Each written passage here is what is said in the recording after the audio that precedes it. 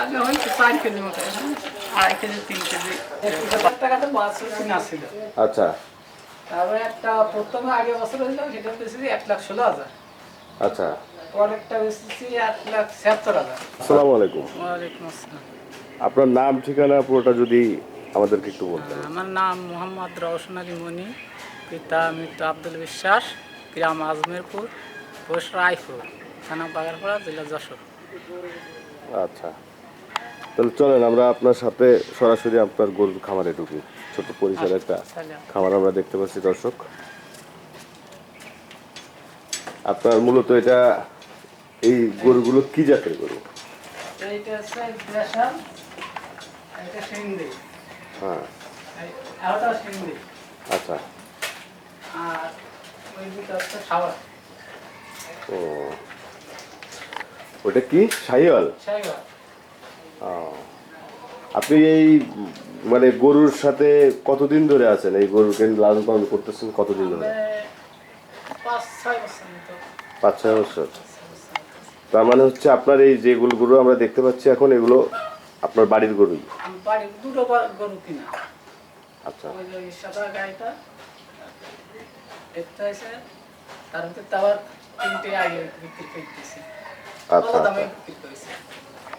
আপনি কি এই গরু এখন মনে করেন দুধ দোয়াবেন নাকি? হ্যাঁ, এখন একটা দোয়াইছে আর এই থেকে। আচ্ছা, আমরা একটু দেখতে পারি আপনার দুধ দোয়ানো কি সিস্টেমটা? হ্যাঁ, পারেন। দর্শক আমাদের সাথেই থাকেন।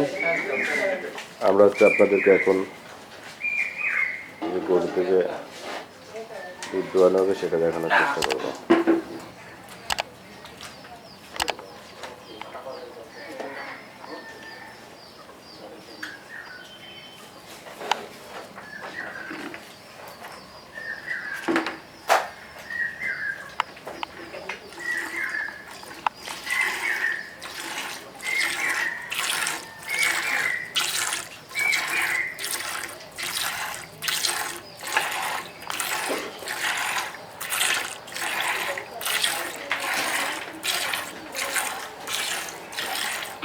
আগে হয়তো 4 কেজি মতো, 2.5 কেজি 3 কেজি।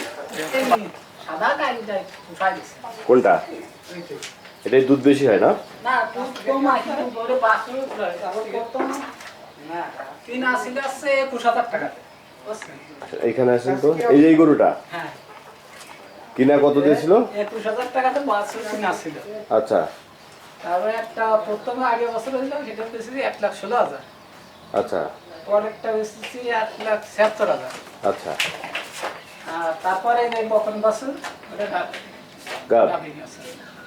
ও, তারপরে আবার এই একটা এই তো উঠাই গেছে। ও।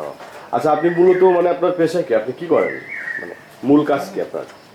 মূল কাজ ছিল আমার দোকান, এটা বাদ দিয়ে আমি মালয়েশিয়ায় চলে গেছিলাম।